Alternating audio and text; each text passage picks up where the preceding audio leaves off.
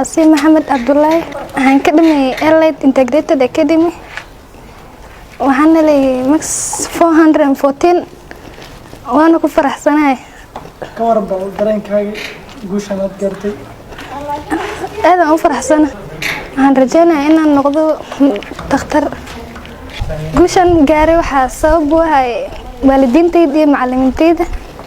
وأنا هدنا هدعينا معلمين تيدي والدين أرضي دجود وحنقوم باقي هنا يتدال موجيان magacaydu waa Cabdiraxmaan Maxamed Cabdullaahi waxaan ka dhimay Elite Integrated Academy waxaan helay 412 guushan aan gaaray waxaa lug ku lahay macallimiintay iyo waalidka dhamaantood waan u mahadcelinaa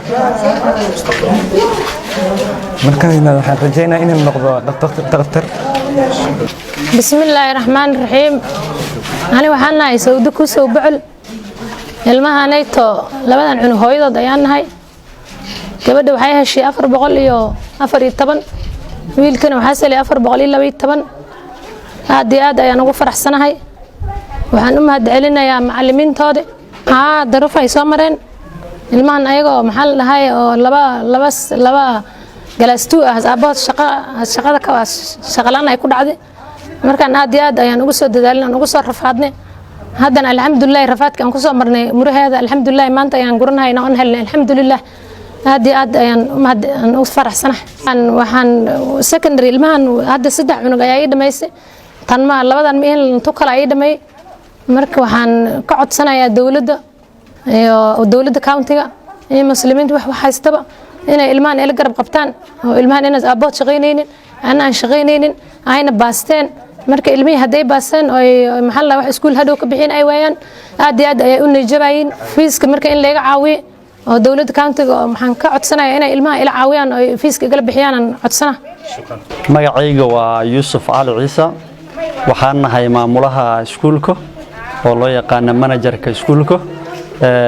maanta zaid baan u faraxsanahay natiijada ilmaha ay keeneen zaid baan ugu faraxsanahay arday ugu horeeyo oo Wajeer County inaan kaalinta koobaad aan soo galno on 414 aan helna zaid baan ugu faraxsanahay waxa kale oo zaid ugu faraxsanahay labadan arday oo ay garab taagan oo walaalaha ah gabadhan iyo wiilkan oo 414 iyo 412 kala helay zaid baan ugu faraxsanahay waxaan aaminsanahay inay tan iyo tukasi fiican ay heli doonaan insha Allah dawladda waxaan ugu baaqayaa ardaydan inay garab qabtaan waayo waalidkooda waxba ma haystaan way iska liitaan horaan ilmo kala iskuulka ugu jiro marka in la garab qabto scholarships kala bixiyo KCB scholarship Equity scholarship all scholarships inay fiirin dheer ay u lahaadaan oo at least ilmahan la garab qabta so that ay realize gareeyaan dreams kooda iyo waxa ay rajaynayaan adduunka inay ay realize gareeyaan insha Allah